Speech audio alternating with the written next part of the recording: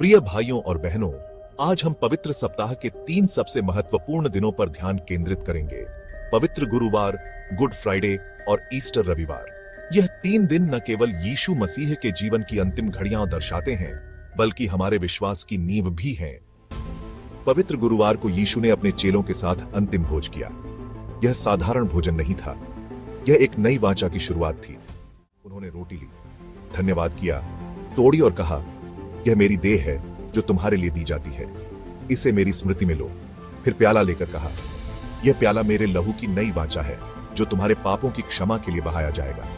लेकिन उन्होंने यही नहीं रोका, वह उठे, एक तौलिया लिया और अपने चेलों के पैर धोने लगे। एक ऐसा काम जो सेवक किया करते थे। यीशु ने कहा, अगर मैंने जो गुरु और प्रभु हूं तुम्हारे पैर धोए हैं, तो तुम्हें भी एक दूसरे के पैर धोने चाहिए। इस दिन उन्होंने हमें प्रेम, सेवा और बलिदान का सबसे बड़ा पाठ सिखाया। गुड फ्राइडे, एक दिन जो अच्छा कहलाता है, परंतु जिसे याद करते हुए दिल टूट जाता है। उस रात के बाद यीशु को पकड़ लिया गया, झूठे आरोप लगाए गए, कोड़े मारे गए और उन्हें क्रूस ढोने के लिए मजबूर किया गया।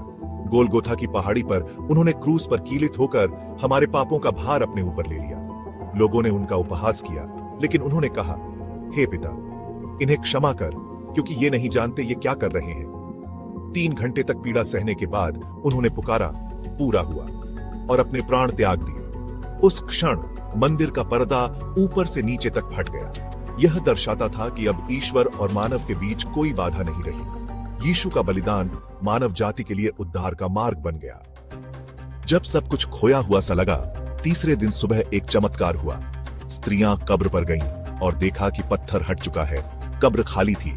स्वर्गदूत ने कहा, क्यों जीवित को मरे हुओं में ढूंढती हो? वह यहां नहीं है, वह जी उठा है।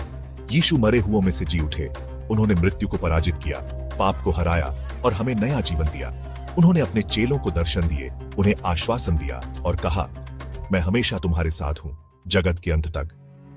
ईस्टर केवल एक दिन नहीं है, यह एक घोषणा है। मृत्यु की शक्ति टूट चुकी है, जीवन की विजय हो चुकी है। ईस्टर हमें याद दिलाता है कि मसीह की प्रेम और शक्ति हर अंधकार को चीर सकती है। क्रूस हमें यीशु की करुणा दिखाता है, खाली कब्र हमें उसकी शक्ति और विजय का आश्वासन देती है।